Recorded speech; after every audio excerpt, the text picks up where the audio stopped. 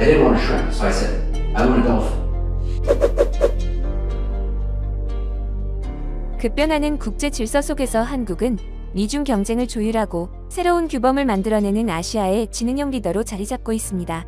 남방 정책부터 공공재 제공, 외교적 다양화에 이르기까지 한국은 이미 세계가 참고하는 최상위 모델로 작동하고 있죠.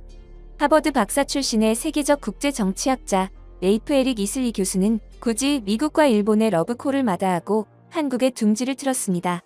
그는 미국, 일본, 한국 삼각동맹과 중국, 북한 전략, 핵외교, 인공지능 안보까지 아시아 정세의 핵심을 꿰뚫는 연구로 국제 정치권에서 가장 많이 인용되는 학자 중 한 명인데요.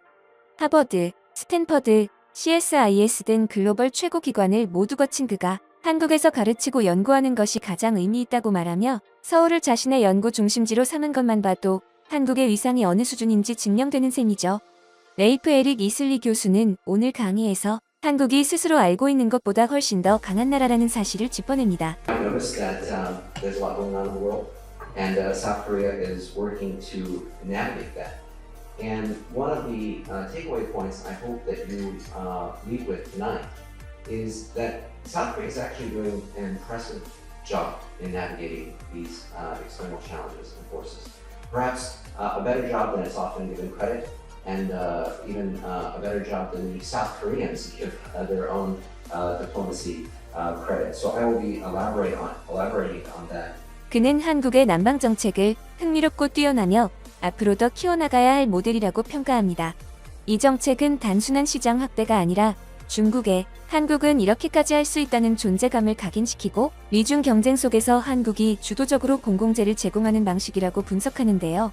What's interesting, and I think notable, and even praiseworthy, and shows that this strategy is worthy of further resources and development, is that Seoul's central strategy isn't just about pursuing diplomatic diversification, more economic opportunities in the region for demographic reasons and for reasons of securing market share abroad.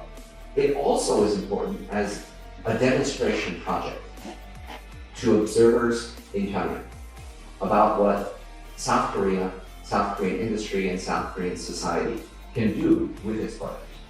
And it also helps navigate US-China rivalry by showing meaningful public goods contributions to the observers in both Washington and Beijing.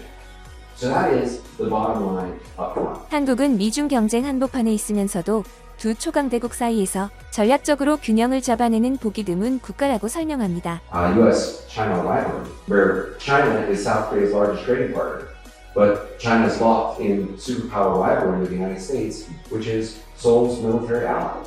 Meanwhile, Beijing's foreign policy has become more assertive, some might argue more forced, and under President Trump, the United States, with its tariff policy, investment demands, and export controls, pose a great number of dilemmas for South Korean firms and companies.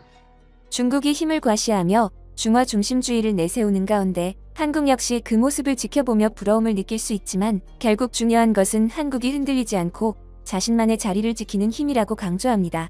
Chinese defined stability, which many argue is something of a Tianxia revival with China at the center. And of course, we can ask, as we saw a very impressive military parade in Beijing, which I think, frankly, Kim Jong-un was probably a little bit jealous of, and even my president was probably a little bit jealous of. We saw at that parade and meetings connected to it, Xi Jinping at the center of Vladimir Putin and Kim Jong-un. So we can ask whether Russia and North Korea are falling in line of this China order. Diversification is very important for South Korea because it's about reducing dependence and vulnerabilities, safeguarding economy and stability. And credible signals are important to demonstrate commitment, intentions, reliability via costly financial and reputational investments. So not just investments that are of financial nature, but also a political commitment to cooperate regionally with diversified partners. And it's very important that there's domestic buy-in in order for your signals to be credible. Because without domestic buy-in, the policies may become victim to that political polarization I mentioned, and changes in policy with changes in administration. But Seoul's southern strategy has domestic buy-in, and so we see actually a fair amount of consistency across the administration. Gwangju anytime soon because it's all booked, and we should be seeing some very interesting political and economic developments around Halloween time. This is all very important for international and regional trade architecture, rules, and norms. We see that South Korea is more than capable of cooperating both with the Japan-led and US-aligned Asia Development Bank, as well as the China-led Asia Infrastructure Investment Bank. And South Korea-ASEAN economic ministers meetings, one that just took place recently, are looking at improving FTA implementation and exploring additional cooperation in the region. I promise I will spend not too much time on my slides and hopefully have a good number of questions, so I'm prompting you to get your questions ready as I wrap up with conclusions, including major implications. Diversification helps increase stability and leverage for the ROK.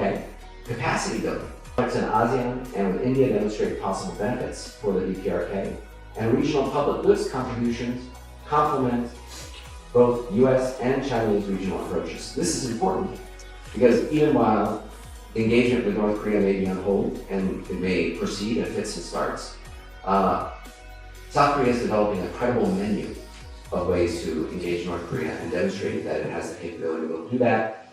And as pressure continues in different forms and levels of intensity from Washington and Beijing, South Korea has many regional public goods contributions to point to say, we are helping carry the burden in this region. We are contributing regionally and to international security. So this is very important. I think it is not an exaggeration to say that middle powers like South Korea offer something of a third way in our very contested geopolitical environment of today.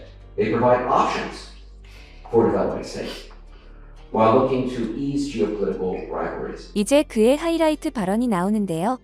한국은 고래들 사이에 낀 새우가 아니라 미중 사이를 잇는 지능형 돌고래라고 표현합니다. Of course, it's an essential U.S. ally, an essential to U.S. strategy in the Indo-Pacific. But South Korea is much more than just a U.S. ally. It's also much more than a shrimp between whales. And we actually asked my RA smiling because we did several iterations of this. I didn't want a shrimp, so I said, I want a dolphin. But I don't just want a dolphin between whales. I want a dolphin threading the needle. Dolphins are smart. Right? And threading the needle is what we often say about trying to navigate US-China rivalry. But South Korea is more than that. It's more than just a reactive power trying to navigate the policies and actions of larger powers. South Korea, polite laugh, South Korea as a regional magnet, and putting AI-generated means aside, I think this is an important concept because South Korea has shown itself to be a norm entrepreneur, an innovator, a convener on global functional issues, from the environment to responsible uses of AI, to many economic standards that we'll be discussing at APEC. It's an attractive power in terms of its culture, its technology, its institutions. 이슬리 교수는 이 강의를 통해 미래 국제 정치의 중심을 형성하는 국가라는 메시지를 던집니다. 한국은 스스로를 잘 모를지 몰라도 세계는 이미 한국을 앞서가는 강국, 미래 국제 정치의 키플레이어로 인정하고 있습니다. 여러분의 소중한 의견을 남겨주세요. 바쁘시더라도 구독과 좋아요 부탁드립니다. 시청해주셔서 감사합니다. 앞으로도 더욱 노력하여 유익하고 재밌는 콘텐츠로 찾아오겠습니다. 지금까지 단골이슈였습니다.